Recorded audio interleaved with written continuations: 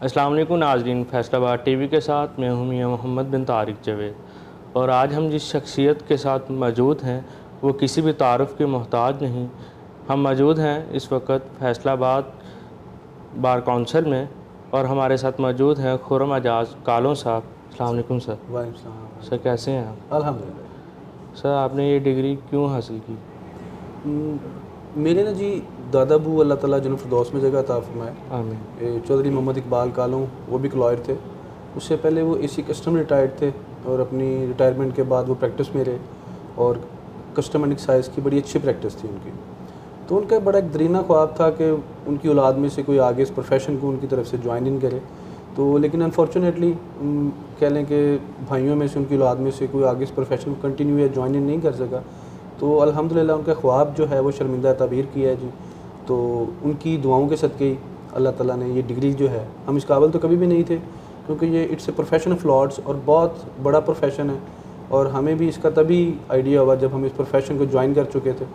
तो ये क्रेडिट जो है वो मेरे दादाबू को जाता है कि अल्हम्दुलिल्लाह उन्होंने जो है कह लें कि वो बुनियाद रखी थी, जिसकी शक्ल में आज मैं मौजूदा सेक्रेटरी हूँ जी डिस्ट्रिक्ट बार एसोसिएशन फैसलाबाद का। तो सर वकालत में कितना अर्सा हो गया आपको? LLB जो है जी मेरा सेशन था 2005 से 8 का।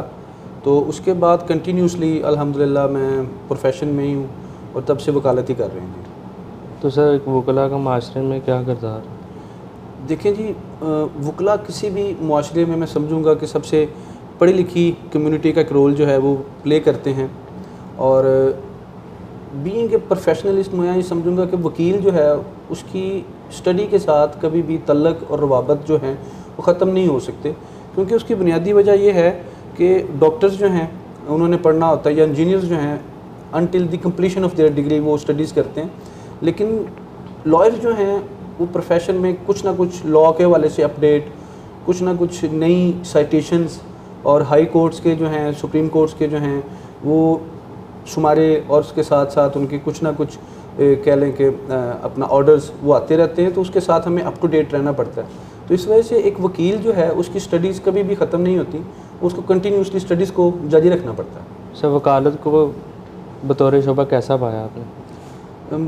मैं ये समझूंगा वकालत से बड़ा कोई भी शोबा इस दुनिया में नहीं है अल्हम्दुलिल्लाह। उसकी रीज़न ये है कि मैंने गवर्नमेंट जॉब भी की है, मैंने अपना बिज़नेस भी किया है, उसके बाद मैंने प्राइवेट जॉब भी की है। जब से मैं वकालत में हूँ अल्हम्दुलिल्लाह मैं समझूंगा कि दुनिया के जितने भी शोबे हैं ये सबसे टॉप ऑफ द लिस्ट है। उसकी रीज़न ये है कि इस पेशे में आपको पैसा तो मुकद्दरों का डेफिनेटली होता ही होता है जी। इसके साथ साथ जो इज़्ज़त हमें मैसर आती है, जो इज़्ज़त इस पेशे में आपको मिलती है आके, तो फिर एक आइडिया इंसान को पता चलता है कि it's really a profession of lords. और अल्लाह ताला ने इस पेशे में पैसे के साथ साथ इज़्ज़त को एक बहुत ज़्यादा रखा हुआ है। तो अल्हम्दुलिल्लाह इससे बड़ा कोई पेशा नहीं है और ये एक इबादत समझ के अगर इस पेशे को कंटिन्यू किया जाए, लोगों को उनका हक़ दिलवाने में आप एक अपना पॉजिटिव रोल प्ले करें और अपनी ईमानदारी के साथ अपने शोबे के साथ और अपने केस को प्लीड करें, तो इसका एक ऐसा अजर, एक ऐसा रिवार्ड है जो कि अल्लाह ताला के पास ज़रूर महफूज है और वो आपको बरोज़े महशर वो एक ज़रूर मिलेगा उसका रिवार्ड जो। सर नौजवान वकला के क्या मसाइल हैं आजकल के दौर में? देखें जी, इस वक्त इस प्रोफेशन में यंगस्टर जो हैं दिन ब दिन उसमें इजाफ़ा हो रहा है और जिस स्ट्रेंथ के साथ नौजवान वकला में इजाफ़ा हो रहा है इसी तरह उनके मसाइल में भी दिन ब दिन इजाफ़ा ही हो रहा है। सबसे पहले तो किसी भी यंग लॉयर के लिए अपना इस शोबे में अपने आप को मेंटेन रखना, उसके बाद इस शोबे को कंटिन्यू रखना और फिर सबसे पहले किसी न किसी सीनियर के साथ ज्वाइन इन करना पड़ता है। आपको पहले यहाँ पे इस माहौल के साथ आशनाई चाहिए होती है और फिर उसके बाद आप के पास क्लाइंट्स ने या किसी बंदे ने अपना मसला लेके आना है तो आपको प्रॉपर नॉलेज होना चाहिए, आपकी लॉ के ऊपर ग्रिप होनी चाहिए ताकि आप उसका मसला जो है उसको हल कर सकें। उसका एक पॉजिटिव वे के थ्रू कुछ आंसर्स और कुछ उसका जो सलूशन जो है वो आपके पास डेफिनेटली मौजूद होना चाहिए। उसको एक प्रोसेस को समझने के लिए, लर्न करने के लिए आपको गो थ्रू होना पड़ता है, जिसके लिए मैं समझूंगा कम से कम 3 से 5 साल का अर्सा जो है रिक्वायर्ड है इस प्रोफेशन में अपने आप को बरकरार रखने के लिए और इस प्रोफेशन के साथ जुड़े रहने के लिए। आपको एक 5 साल की जो है वो मैं समझूंगा कि एक वो पीरियड है, टाइम पीरियड, जो आपको कंटिन्यूसली अपनी स्ट्रगल्स को जारी रखना पड़ता है और उसके साथ साथ आपको लर्न करना पड़ता है कि कचहरी के मामलात कैसे हैं और उसको कैसे सॉर्ट आउट करना है। किसी भी क्लाइंट का जो भी प्रॉब्लम है, उस तमाम मामलात को समझते हुए और तमाम स्टडीज़ को कंटिन्यू रखते हुए, तो फिर आप जो हैं वो लर्निंग स्टेज से जब आप आगे की तरफ जाते हैं तो फिर आपकी वकालत जो है वो किसी तरफ लगती है। वो भी कहते हैं जी कि जब वकील बूढ़ा होता है तो उसकी वकालत जवान होती है। तो ये डेफिनेटली चीज़ें जो हैं वो मसाइल जो हैं वो हमें यहाँ पे फेस करने पड़ते हैं बीइंग यंग लॉयर। तो लेकिन इस दफ़ा हमने एक कोशिश ये भी अपने तौर पे की है कि एक तो नौजवान वकला के लिए और दूसरा जो सीनियर लॉयर्स हैं उनके लिए हम एक फ़ंड का भी यहाँ पे आगाज़ कर रहे हैं, जिसके अंदर सीनियर लॉयर को हर मंथ के ऊपर और यंगस्टर लॉयर को भी हर मंथ के ऊपर कुछ ना कुछ फैसिलिटेशन के तौर पे हम कुछ ना कुछ पैसे जो हैं वो प्रोवाइड करेंगे ताकि वो अपने इस प्रोफेशन को कंटिन्यू रख सकें और कामयाब हो सकेंगे। तो सब बहुत सारे लोग ऐसे हैं जो LLB करने के बाद वो लॉ के प्रोफेशन में आते ही नहीं। होता ये है कि डिग्री लेने के बाद समटाइम्स कुछ हमारे दोस्त भी हैं जो कि सरकारी मुलाजमत की तरफ चले गए, वो अपने उसमें खुश हैं और अपनी ड्यूटीज़ सर अंजाम दे रहे हैं। सेम उसी पैटर्न के ऊपर मैं समझूंगा तकरीबन 60% जो है किसी भी क्लास के यंगस्टर जब वो फ्री होते हैं, अपनी क्वालिफ़िकेशन कंप्लीट करते हैं, तो वो इस प्रोफेशन को ज्वाइन इन करते हैं। लेकिन अनफॉर्चुनेटली मैं समझूंगा कि 20% की रेशो जो है वो इस प्रोफेशन में कायम रहते हैं, बाकी जो हैं वो अपनी बिज़नेस की तरफ या किसी और जॉब की तरफ वो चले जाते हैं। तो इट्स अ टफ़ प्रोफेशन, और इसको कंटिन्यू रखना और इसमें अपनी सर्वाइवल और फिर अपनी एक पहचान बनाना, ये एक रियली एक मुश्किल काम है। और अल्लाह की खुसूसी मदद के बगैर कभी भी यहाँ पे स्टे करना और कामयाब वकील के तौर पे अपनी एक शख्सियत को मनवाना, वो अल्लाह की मदद के बगैर मैं समझूंगा कि वो तकरीबन नामुमकिन है। तो सर जो न्यू जनरेशन है वो तो ज़्यादातर बच्चे यही चाहते हैं कि हमने LLB में एडमिशन लेना है, LLB में एडमिशन लेना है। तो क्या वो LLB जो अब HEC ने इतना उसका वो पेपर रख दिया है मुश्किल, उसके बारे में आपकी क्या राय है? देखें, इससे पहले 2 डिग्रीज़ जो हैं, एक तो MBBS और एक इंजीनियरिंग।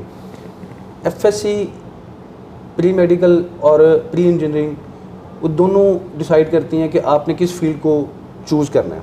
सेम उसी पैटर्न के ऊपर अब लॉ में भी थोड़ी सी अमेंडमेंट की गई हैं, वो ये देखते हुए ताकि बैलेंस जो है वो कायम किया जा सके। FA के बाद या FSC के बाद जिस तरह हम प्री मेडिकल में या प्री इंजीनियरिंग में जाते हैं, सेम उसी पैटर्न के ऊपर FA के बाद या FSC के बाद अब लॉ की जो है आपकी फ़ील्ड आप इसको चूज़ करेंगे, ताकि आपका LLB जो है अब वो भी 5 इयर्स का है।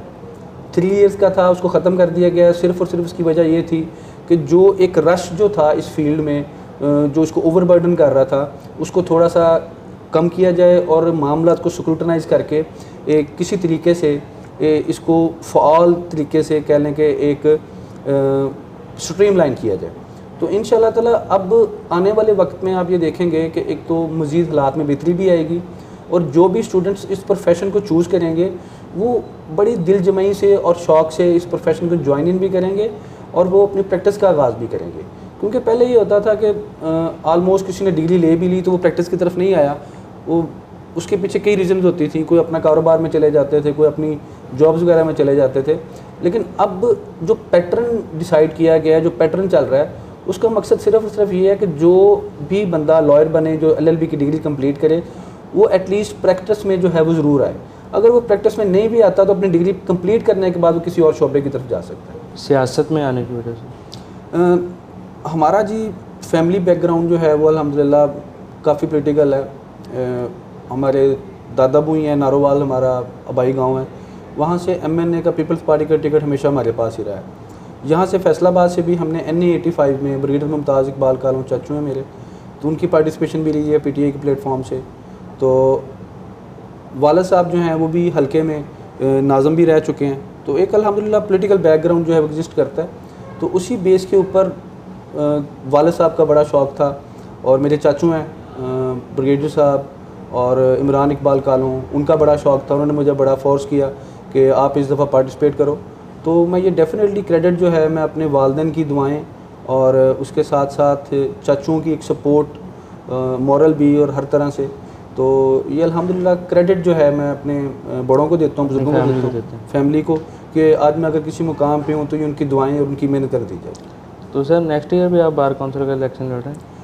हमारे यहाँ पे जो फैसलाबाद में ट्रेंड फॉलो होता है जी, उसमें ये होता है कि आप जब एक सीट, एक ओहदा इंजॉय कर लेते हैं तो आप उसको कुछ अरसे के बाद जब लोग ये समझें, जब दोस्त ये समझें कि आपको दोबारा सर्व करना चाहिए, दोबारा वो आपको लेके आना चाहें, तो फिर पार्टिसिपेशन मैं समझूंगा ज़रूर करनी चाहिए।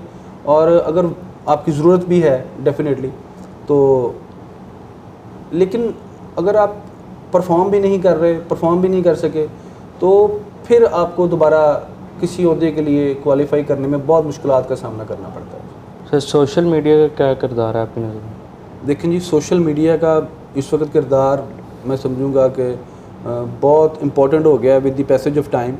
इस वक्त एक रेडीबान भी जो है वो भी अपने फुर्सत के औकात में सोशल मीडिया के साथ ज़रूर इन टच है, चाहे वो फेसबुक हो, चाहे वो टिकटॉक हो, चाहे कोई और आपकी सोशल मीडिया ऐप हो, तो वो अपने फ्री टाइम में वो यूज़ करता है उस ऐप को और वो इन टच रहता है अपनी सोशल मीडिया के साथ। तो इतना टाइम आजकल मैं समझूंगा कि बहुत कम लोग हैं जिनके पास इतना टाइम हो कि वो अखबार की रीडिंग कर रहे हों, या वो अखबार को टाइम दे रहे हों, या उसके साथ साथ वो टीवी के ऊपर कोई न्यूज़ चैनल को वो देख रहे हों, या उसके साथ वो कोई टाइम स्पेंड कर रहे हों, या कुछ लर्न कर रहे हों। लेकिन सोशल मीडिया इस वक्त जो है वो मैक्सिमम मैस कम्युनिकेशन के ऊपर रोल प्ले कर रहा है। वो इन्फॉर्मेशन भी दे रहा है, वो एजुकेट भी कर रहा है, और वो एक रोल मॉडल के तौर पे भी ऊपर भी वो आपको परफॉर्मेंस जो है वो बहुत पॉजिटिव रोल प्ले कर रहा है। तो इस वक्त सोशल मीडिया के जो है रोल, उससे डिनाई करना या उससे मदद ना लेना मौजूदा दौर में मैं समझूंगा कि सोशल मीडिया का बहुत पॉजिटिव रोल है। और अगर कोई बंदा सोशल मीडिया को यूटिलाइज़ ना कर सके और उसके साथ इन टच ना रह सके, तो ये मैं समझूंगा कि उसकी कुछ अपनी जो है वो पर्सनल एक फेलियर होगा। तो अदरवाइज़ सोशल मीडिया के साथ इन टच रहना हमारी मजबूरी भी है और एक शौक़ भी है, और अदरवाइज़ हम उसकी अफादियत से किसी भी किस्म का इनकार नहीं कर सकते। सर आप एज ए वकील सोशल मीडिया को जो नेगेटिव यूज़ करते हैं उनके लिए क्या पैगाम देना चाहेंगे? देखें, हर शोबे में, हर फील्ड में, या किसी भी चीज़ के पॉजिटिव और नेगेटिव दोनों तरह के फ़ायदे या नुकसानात होते हैं। तो अल्लाह ताला ने इंसान को शऊर और अक़ल और इल्म इसीलिए अता किया है कि वो अपने फ़ायदे और नुकसान को समझ सके। तो हम कल को अल्लाह के सामने भी डेफिनेटली जवाबदेह हैं कि अगर किसी चीज़ को हम पॉजिटिवली यूज़ करेंगे तो वो हमारे फ़ायदे में जाएगी, और अगर हम किसी चीज़ को नेगेटिवली यूज़ करेंगे तो उसका नुकसान अल्टीमेटली हमें जो है वो हमें भी और बाकियों को भी भुगतना पड़ेगा। तो इस वजह से मेरा तमाम लोगों को यही पैगाम है कि जो सोशल मीडिया को फॉलो करते हैं और यूज़ करते हैं, कि इसको पॉजिटिव तरीके से, पॉजिटिव वे से यूज़ किया जाए, ताकि इसके अंदर हम अपनी भी बेहतरी कर सकें और अपने मुआशरे के अंदर भी एक पॉजिटिव रोल जो है वो प्ले कर सकें। सर टिकटॉक पर मकबूलियत और इसका इस्तेमाल के बारे में क्या है? देखें जी, सोशल मीडिया मुख्तलिफ अदवार में इसकी फॉर्म्स जो हैं वो चेंज होती रही हैं। एक टाइम था फेसबुक जो था उसका इस्तेमाल स्टार्टिंग में बहुत कम था, और उससे पहले कुछ चैटिंग के MIRC था। तो with the passage of time आपका सोशल मीडिया ग्रो कर रहा है, आपका मैस कम्युनिकेशन के वेज जो हैं उनमें बेहतरी आ रही है। तो सोशल मीडिया के अंदर टिकटॉक एक ऐसी ऐप है जो कि लोग अब यूज़ करना और चलाना वो पसंद कर रहे हैं। तो मैं ये समझूंगा एक सोशल मीडिया के मेंबर होने के नाते कि आपको सोशल मीडिया के तमाम प्लेटफॉर्म्स को यूज़ करना चाहिए, यूटिलाइज़ करना चाहिए और पॉजिटिव वे में करना चाहिए। इस वक्त जो मौजूदा सूरत हाल है, टिकटॉक को कई टिकटॉकर्स ऐसे हैं जिन्होंने बड़ा बदनाम भी किया हुआ है और उसको नेगेटिव वे में प्रमोट कर रहे हैं। तो ये इट्स लाइक ए हॉबी, और आप फ्री जो आपका टाइम होता है आप उसके अंदर कुछ ना कुछ एक्टिविटी अपनी कर सकते हैं, और आप वैसे भी आम रूटीन की अपनी जो एक्टिविटी है वो अपनी टिकटॉक पे शेयर करते हैं। तो ये कोई ऐसी बात नहीं है, कोई नेगेटिव नहीं है कि हम ये सोचें कि हम इसको पॉजिटिव वे में यूज़ नहीं कर सकते, या जो मैसेज हम डिलीवर करना चाह रहे हैं वो इसके थ्रू हम डिलीवर नहीं कर सकते। तो टिकटॉक भी एक ऐप है जैसे कि बाकी सोशल मीडिया की ऐप्स हैं, जिस तरह फेसबुक है, यूट्यूब है, तो डेफिनेटली इससे फ़ायदा उठाना चाहिए और इसको पॉजिटिव वे में यूज़ करना चाहिए, जिसमें कोई मज़ायका या कोई बुराई नहीं है। जैसे फ्री टाइम में क्या करते हैं? आजकल तो जी बहुत फंसे हुए हैं, तो आजकल तो मैं समझूंगा शायद फ्री टाइम जो है बिल्कुल ही कम है और अपनी फैमिली को भी जो प्रॉपर तरीके से टाइम जो है वो देना बड़ा मुश्किल हो रहा है।